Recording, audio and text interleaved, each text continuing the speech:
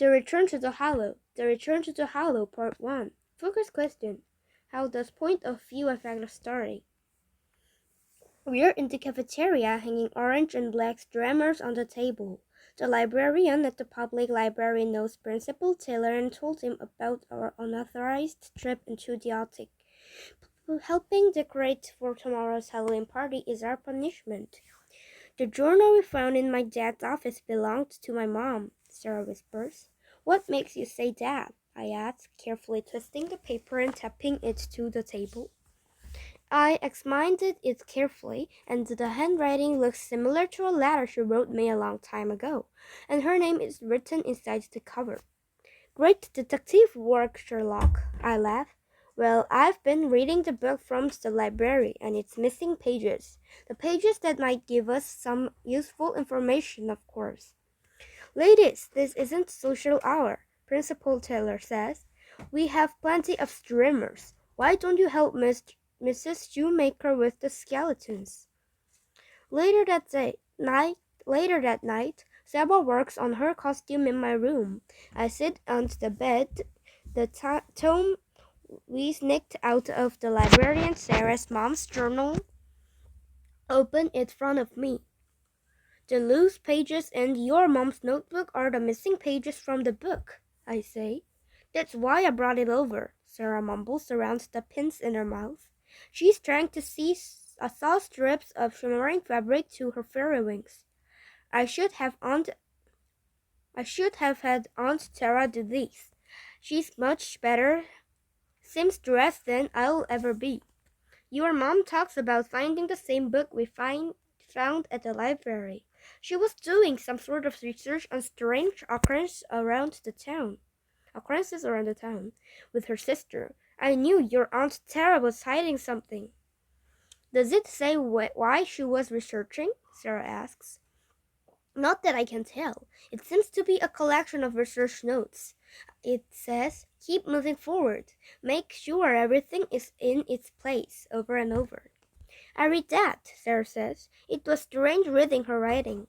I can't really remember her voice, so I just kept wondering what sounded like if she were saying those things.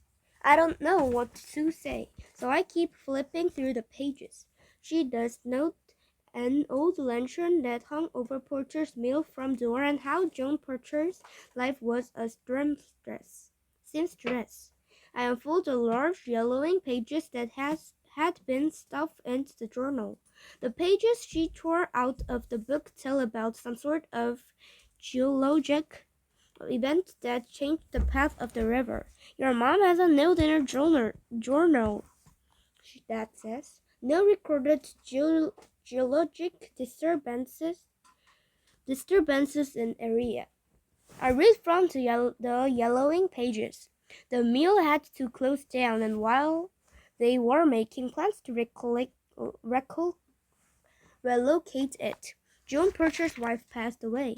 Sarah sets her costume aside and joins me on the bed. That's terrible, she says. Joan Porter and their adopted children were devastated. Plans to relocate the mill were cancelled, and not long after, they stopped appearing in town. Others went into the forest to seek them but couldn't find the mill, supposedly becoming lost in the maze of forest paths.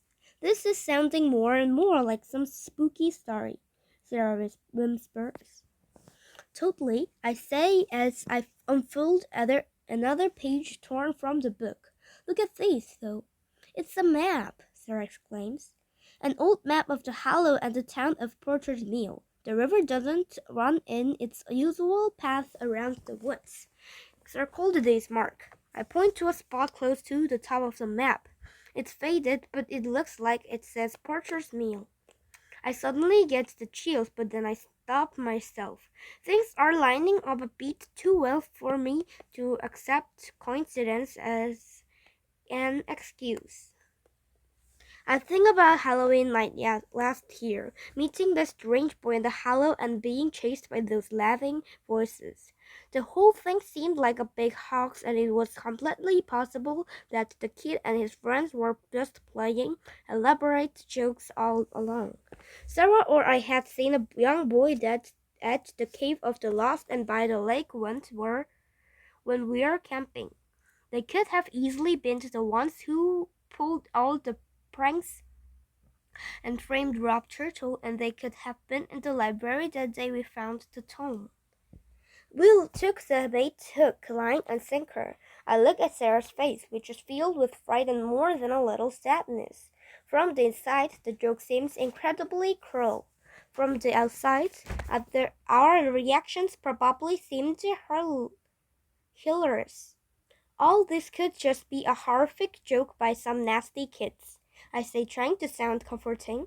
Sarah shakes her head. You might be right, but even if it is a joke, it led me to Mom's journal. It's a piece of her I never knew about. I need to know more. I need to know why she went into the hollow, and I have to try to find out why she never came out. I've never seen Sarah with this kind of resolve. She seems stronger, and I suddenly feel proud of her. Let's go talk to Aunt Tara, she says. These are not good questions for children, Aunt Tara says when Sarah shows her the journal. Give that back and it lets know on your costume. No, Aunt Tara, I'm sorry, but I needed to know what happened with Mom. Sarah's voice is calm and direct. The journal is just random notes, and we don't know how they all go together. Please, what happened? A shadow of emotion passes over Aunt Tara's face. I don't think she ever really expected Sarah to ask these questions. She sighs and says, Sit with me, children. Your mother, she says to Sarah, was the best of friends with Queen's Uncle Jasper. She was quite the young explorer, and he stays with us in our village in Nepal. She helped our family come to the United States years ago. Jasper even introduced your mother and father. I never knew any of that, Sarah said. When Jasper disappeared, Anna was devastated. Aunt Tara continued. She was determined to find him. She was also my friend, so I helped however I could. One day Anna asked me to watch you, Sarah, and didn't come back for a long time. Too long. Your father and I were very worried. She came back with the key, scissors, and lantern. She said they had belonged to John Porter and his wife. Anna showed me a map, an old map, and said she could find the Porter's mill, and she said this was where Jasper had disappeared. Why? What was at Porter's mill? I asked. I don't know. Adventure, I suppose. Aunt Tara whispers. All I knew is Anna took those things with her and disappeared herself. Now you have found them, and I think someone is playing a mean joke. That's why I took them away. I don't want you to be hurt. Aunt Tara stands up, wipes her eyes, and smiles at us. That's all I know. No more secrets. I go make your girls holiday cookies and pumpkin shapes. You'd like that, no? She leaves without waiting for our response. We listen to Aunt Tara moving around in the kitchen for a few minutes. Suddenly, Sarah looks straight at me and says, Well, that settles it. Settles what? We have to go into this hollow tomorrow night, find Porter's meal.